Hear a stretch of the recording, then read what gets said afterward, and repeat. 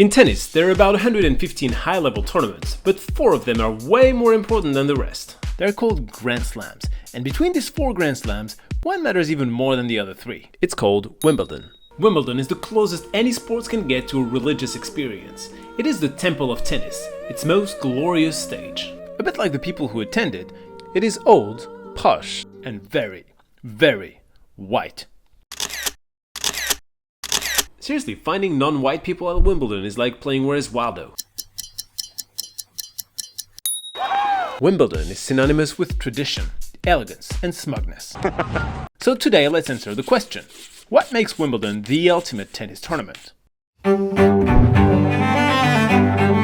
Back in the days, tennis used to be played indoor, until this English guy decided to bring it out in 1875. Which really makes no sense, like at all.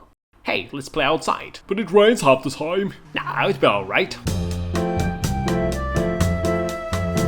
So the first tournament was held in 1877 on 5 days, but delayed 4 days because of the rain.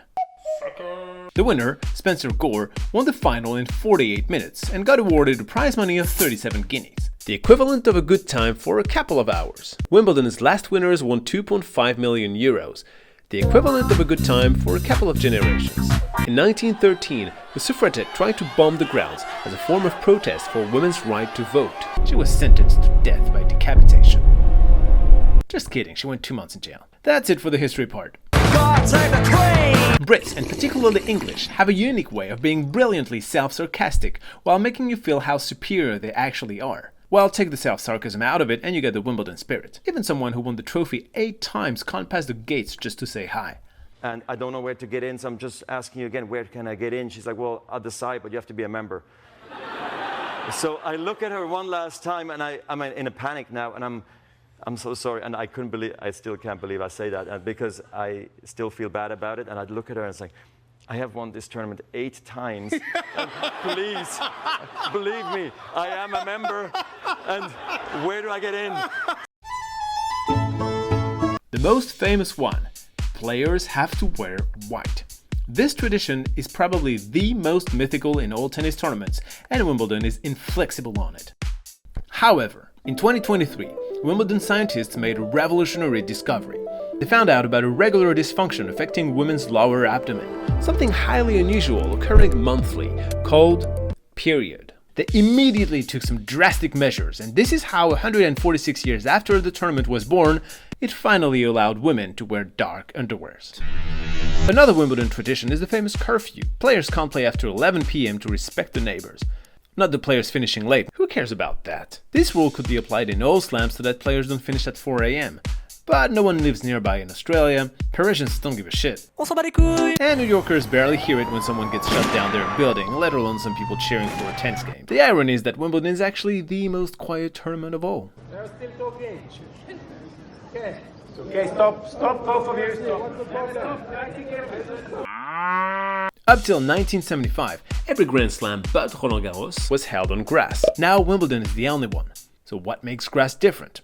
Well, on grass the ball goes faster, so the rallies tend to get shorter. It also bounces lower, which makes shots like the drop shot more effective. On top of this, it bounces weirdly because of dirt and stuff. So you need good hands, improvisational skills, and often play intuitive tennis. So it favors the artists, the misfits, the rebels, the troublemakers, the round pegs in the square holes, the ones who see things differently. They're not fond of rules, and they have no respect for the status quo.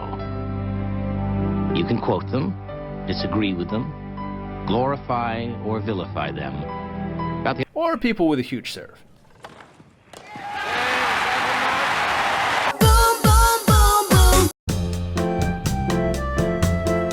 This 2025 edition looks more open than ever. Be ready for some crazy predictions.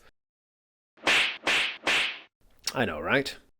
Carlos loves grass because he's a genius. He won the tournament twice and he's the current champion. Yannick already made the semis a while ago and will be eager to get over the Roland Garros hangover. For sure. Novak has more chances at Wim than anywhere else. His focus level would be at its max. And a hyper-focused Novak is a very dangerous Novak. Draper is English, so they will make sure to put up so much pressure on his shoulders that he'll probably fall before the semis. The rest of the field will play its due part as secondary movie characters.